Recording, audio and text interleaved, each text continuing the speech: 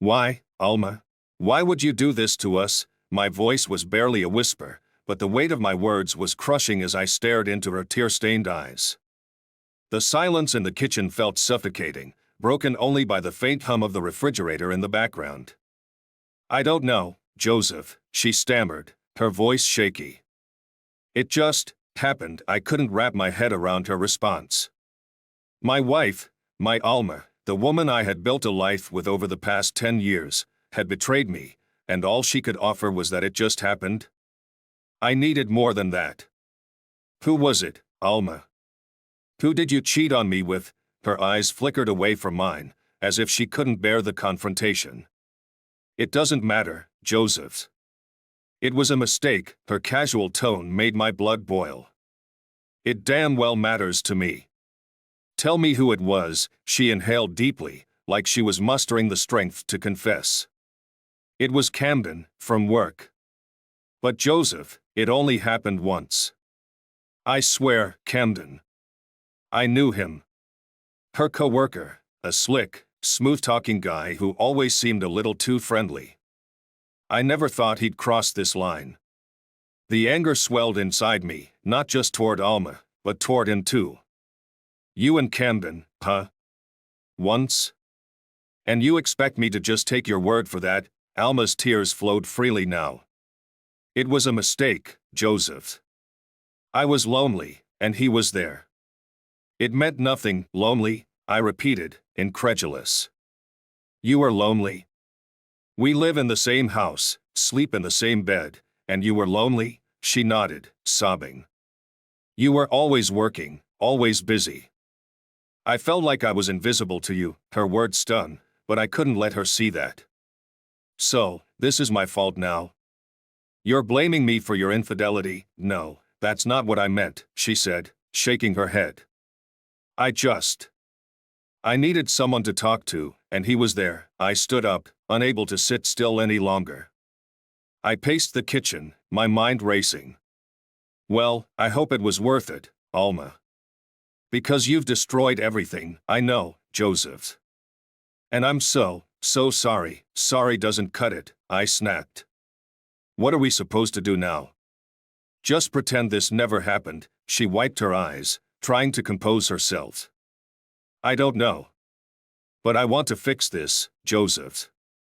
I want to make it right. I looked at her, my anger warring with the love I still felt for her. I don't know if you can. The days that followed were a blur. I threw myself into my work, trying to avoid thinking about Alma and Camden. But the thoughts crept in anyway, gnawing at me, making it impossible to focus. One night, about a week after Alma's confession, I found myself at a bar. I wasn't much of a drinker, but that night I needed something to numb the pain. As I sat there, nursing my whiskey, a man slid onto the stool next to me. Rough night? He asked. I glanced at him, a stranger with kind eyes and a sympathetic smile. You could say that. Want to talk about it? He offered. I didn't. But somehow, the words spilled out anyway. I told him about Alma, about Camden, about the betrayal that had shattered my world. He listened quietly, nodding occasionally.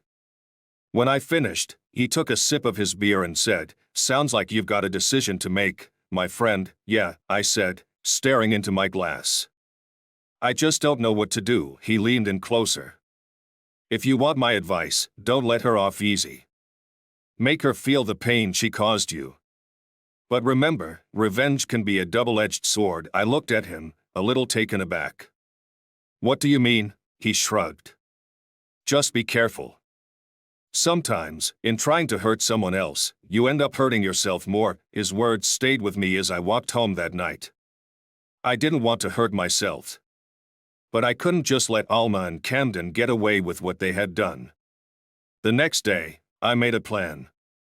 I started small, with little things that would get under Alma's skin. I stopped doing the chores I usually took care of, leaving them for her to deal with. I ignored her attempts to talk, giving her the silent treatment. And I made sure she knew just how hurt and angry I was. But it wasn't enough. I needed something more. something that would really make her understand the pain she had caused. That's when I remembered Camden. He was the other half of this betrayal, and he deserved to pay too. I started digging into his life, looking for anything I could use against him. It didn't take long to find something. A little bit of online snooping revealed that Camden was hiding a secret. A big one. Armed with this information, I waited for the right moment to strike. And when it came, I was ready. One evening, as Alma and I sat in the living room, I casually mentioned Camden's secret. Her eyes widened in shock, and I could see the fear in her face. She knew what this meant. "How did you find out?" she whispered. "Does it matter?" I replied. "I know. And so will everyone else, unless you start making things right." "What do you want me to do?" she asked, her voice trembling. "I want you to end it with him. Completely. And I want you to fix our marriage. Prove to me that you're sorry. And maybe, just maybe, we can move past this." She nodded, tears streaming down her face. "I will, Joseph. I'll do whatever it takes." Watching her break things off with Camden was a small victory. But it didn't erase the hurt. It didn't make things right. And it didn't change the fact that our marriage was hanging by a thread. As the weeks went by, Alma tried to make amends. She was attentive, loving, and did everything she could to show me she was committed to fixing our relationship. And slowly, bit by bit, I began to let my guard down. But the trust was gone. And without trust, what did we really have? One night, as we lay in bed, Alma turned to me and said, "Joseph, I want us to see a marriage counselor." "I think it could help," I sighed, staring up at the ceiling. "Do you really think talking to a stranger about our problems is going to fix this?" "It might," she said softly. "I just want us to try. Please, Joseph." I looked at her, noticing the desperation etched across her face. Against my better instincts, I found myself agreeing. "All right, Alma. We'll give it a shot." The therapy sessions were grueling. Diving deep into our emotions, fears, and the betrayals that tore us apart was agonizing. But somehow, it also brought us closer. For the first time in months, I felt like maybe, just maybe, we were making headway. But then, something happened that I didn't expect. As Alma and I worked on fixing us, I started to feel drawn to our counselor, Ida. She was warm, compassionate, and had this way of making me feel understood and appreciated, things I hadn't felt in a long time. I knew it was wrong. Yet the more I sat across from Ida, the harder it became to ignore the attraction building inside me. Then, after one particularly emotional session, it happened. I kissed her. It was a mistake, a moment of weakness, but it changed everything. Driving home that evening, guilt gnawed at me relentlessly. I had turned into the very thing I despised. I had betrayed Alma, just like she had done to me. When I walked through the front door, Alma was already there, waiting. "How was the session?" she asked, her voice filled with hope. "Good," I lied, forcing a smile that felt like it was burning my face. "I think we're really making some progress," but inside, I was torn apart. How could I ever tell her the truth? How could I admit that I had become what had nearly destroyed us? I couldn't. So, I kept it buried, convincing myself that the guilt would fade. But the thing about secrets is, they don't stay buried for long. And when mine finally came out, it would spark a chain of events that would change everything, for both of us.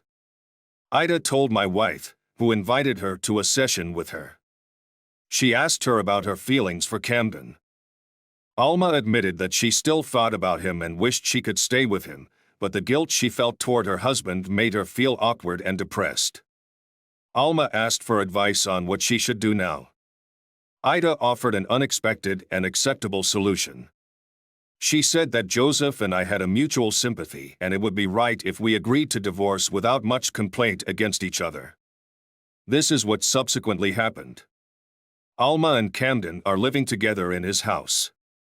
And Ida and I are planning to get married.